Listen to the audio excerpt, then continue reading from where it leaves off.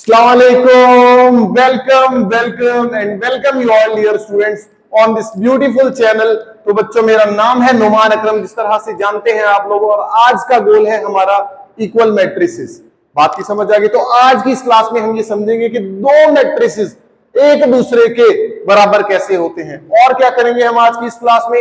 Exercise number 1.1 इसका question number 2, और ये क्वेश्चन बेस्ड है इक्वल मैट्रिसेस वाले कॉन्सेप्ट पर। मतलब ये कि अगर आपको इक्वल मैट्रिसेस की समझ आ जाती है तो क्वेश्चन नंबर 2 को करना बच्चों का खेल है। तो इक्वल मैट्रिसेस की definition examination point of view से भी इंपॉर्टेंट है, ये यहां से लेकर यहां तक लिखी हुई है। एक दफा हम इसी चीज को समझते हैं कि इक्वल मैट्रिसेस होता क्या है।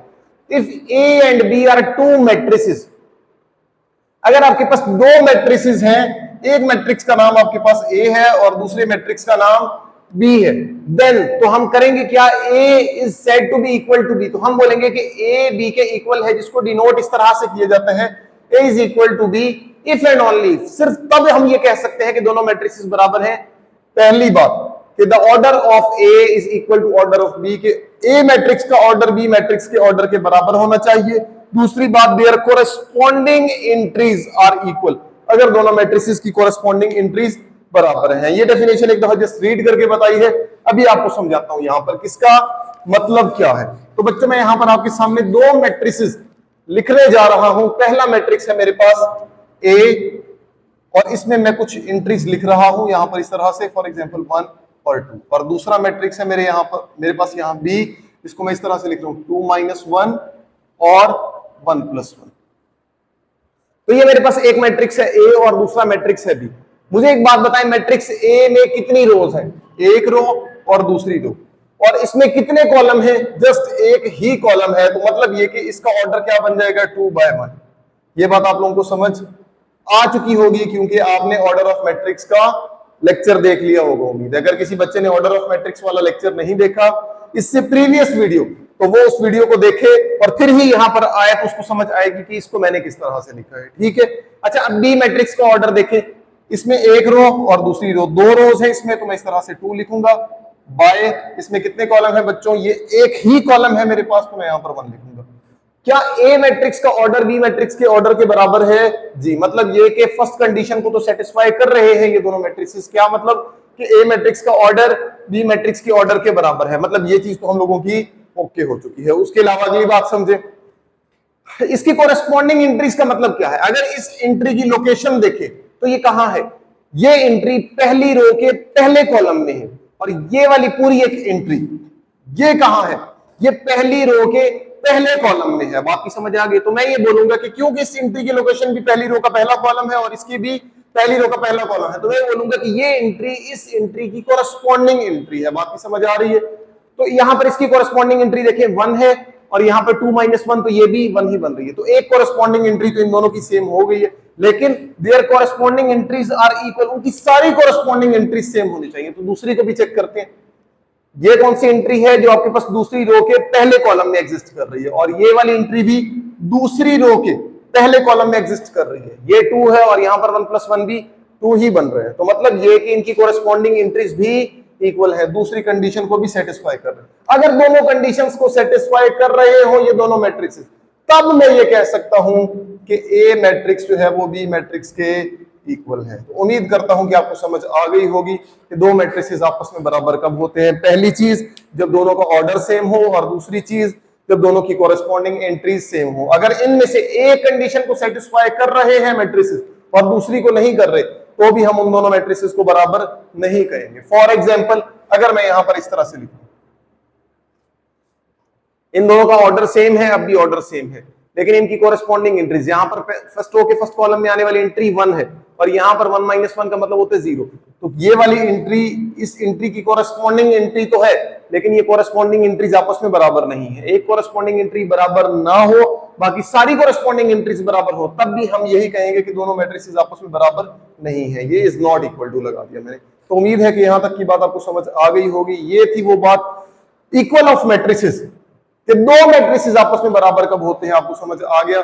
अभी मैं एक्सरसाइज नंबर 1.1 का क्वेश्चन नंबर 2 करने जा रहा हूं, जिसमें हम मुख्तलिफ इक्वल मैट्रिसेस को देखेंगे कि ये दोनों एक दूसरे के कैसे बराबर। जी बच्चों, तो ये क्वेश्चन नंबर 2 आप लोगों के सामने लिखा हुआ है, बिल्कुल इसी तरह से लिखा हुआ होगा आपके पास A B C D E F G H I J तक के मैट्रिसेस आप लोगों को गिवन है।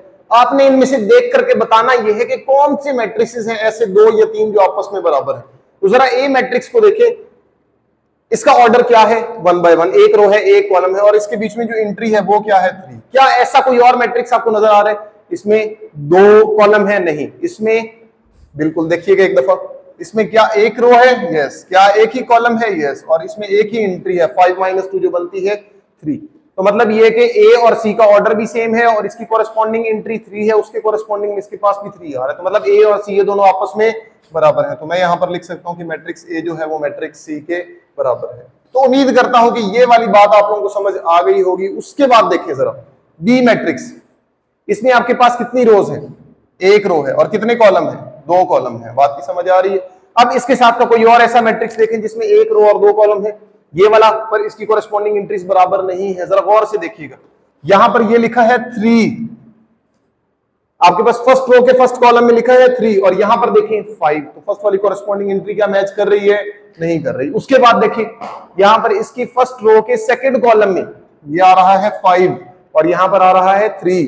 तो क्या ये दोनों एंट्रीज मैच कर रही है? नहीं कर रही। मतलब ए डी के बराबर तो नहीं है। दिखने में काफी सिमिलैरिटी लगती है, देखने से बंदा कहता है कि शायद ये दोनों मैट्रिक्स बराबर होंगे, लेकिन क्योंकि इन दोनों मैट्रिक्स की कोरेस्पॉन्डिंग एंट्रीज आपस में सेम नहीं है, तो मतलब कि दोनों मैट्रिक्स भी एक दूसरे के बराबर नहीं हो सकते। उसके बाद ये वाला मैट्रिक्स का ऑर्डर डिफरेंट है, ऑर्डर डिफरेंट है, ऑर्डर डिफरेंट। जरा आई वाले मैट्रिक्स को देखिए, इसमें कितनी रोज है? एक रो। कितने कॉलम है? 2 कॉलम। जरा देखिएगा, ये 3 है तो यहां पर भी 3 है, मतलब कि फर्स्ट वाली कोरेस्पॉन्डिंग एंट्री तो मैच कर गई है। इसकी ये वाली एंट्री 5 है तो 3 + 2 भी 5 ही बन रहा है। तो मतलब ये कि इन दोनों के ऑर्डर भी सेम है, कोरेस्पॉन्डिंग एंट्रीज भी सेम है। तो मतलब कि दूसरी बात जो मैं यहां पर लिख सकता हूं कि जो मैट्रिक्स बी है वो आई वाले मैट्रिक्स के बराबर होगा। तो उम्मीद है कि ये दूसरी बात भी आप लोगों को अच्छे से समझ आ गई होगी। सी वाला मैट्रिक्स देखें, क्या इसके बराबर का कोई मैट्रिक्स है? नहीं, बिल्कुल सी के बराबर का कोई मैट्रिक्स नहीं है, उसके बराबर का कोई हमें नजर नहीं आया। डी वाले मैट्रिक्स को देखें, सॉरी सी के बराबर में आई है वो हम लिख चुके हैं। डी वाले मैट्रिक्स के बराबर देखिए कोई मैट्रिक्स आपको नजर आ रहे?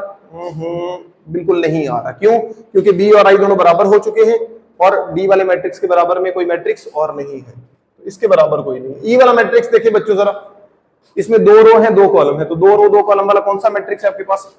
ये वाला मैट्रिक्स है एक और ये वाला मैट्रिक्स है। तो जरा इनको चेक कर लेते हैं। फर्स्ट रो के फर्स्ट कॉलम में 4, फर्स्ट रो के फर्स्ट कॉलम में 4 और यहां पर फर्स्ट रो के फर्स्ट कॉलम में 4। सेम इसी तरह से ये वाली एंट्री देखी, 2 + 4 6 बन रहा है और यहां पर ये पहले से 6 लिखा है। तो ये दोनों एंट्रीज कोरेस्पॉन्डिंग एंट्रीज सेम हो गई। सेम इसी तरह से 0 देखें, यहां पर 2 - 2 भी 0 और यहां पर ऑलरेडी 0। तो मतलब 3 कोरेस्पॉन्डिंग एंट्रीज इनकी आपस में मैच कर चुकी हैं। सेम इसी तरह से 2 + 0 तो दोबारा से 2 और यहां पर लिखा हुआ है 2। तो मतलब कि ये तीनों मैट्रिसेस आपस में बराबर है। ई वाला मैट्रिक्स, एच वाला मैट्रिक्स और जे वाला मैट्रिक्स, ये तीनों आपस में बराबर है। तो मैं यहां पर लिखूंगा E = J = H। तो उम्मीद है कि ये तीनों मैट्रिसेस आपस में कैसे इक्वल हैं आपको समझ आ चुकी होगी। उसके बाद बचता कौन सा है हम लोगों का? एफ वाला मैट्रिक्स। एफ वाला मैट्रिक्स बच रहे, उसमें देखिएगा जरा, 1 और 2 रोज हैं और एक ही कॉलम है। सेम इसी तरह से जी वाला मैट्रिक्स देखें, इसमें 1 और 2 रोज हैं और एक ही कॉलम है। बच्चों इसको 2 कॉलम अलग अलग ना समझिएगा, अगर 2 वैल्यूज के बीच में कोई साइन आ जाए तो मतलब कि ये एक एंट्री है, ये एक एंट्री है, तो मतलब एक ही कॉलम है। इस मिसकॉन्सेप्शन को अपने जहन से लाजमी हटा लीजिएगा। अच्छा, इन दोनों का ऑर्डर तो सेम हो गया। अब जरा कोरेस्पॉन्डिंग एंट्रीज देखिए, 3 - 1 तो 2 और वहां पर देखिए बच्चों वो भी 2 है, मतलब फर्स्ट वाली कोरेस्पॉन्डिंग एंट्री मैच कर रही है। उसके बाद 3 + 3 तो 6 और वो देखिए वहां पर भी 6 है, तो मतलब इसकी सेकंड वाली कोरेस्पॉन्डिंग एंट्री भी मैच कर रही है। तो मैं यहां पर लिख सकता हूं F = G। तो उम्मीद है कि ये सारी की सारी बातें आप लोगों को समझ आ गई है कि 2 मैट्रिसेस या 3 मैट्रिसेस आपस में किस तरह से बराबर हो सकते हैं। इंशाल्लाह इससे नेक्स्ट वीडियो में हम क्वेश्चन नंबर 3 को करके एक्सरसाइज नंबर 1.1 को कंप्लीट कर देंगे। तब तक के लिए इजाजत दीजिए बच्चों, अल्लाह हाफिज।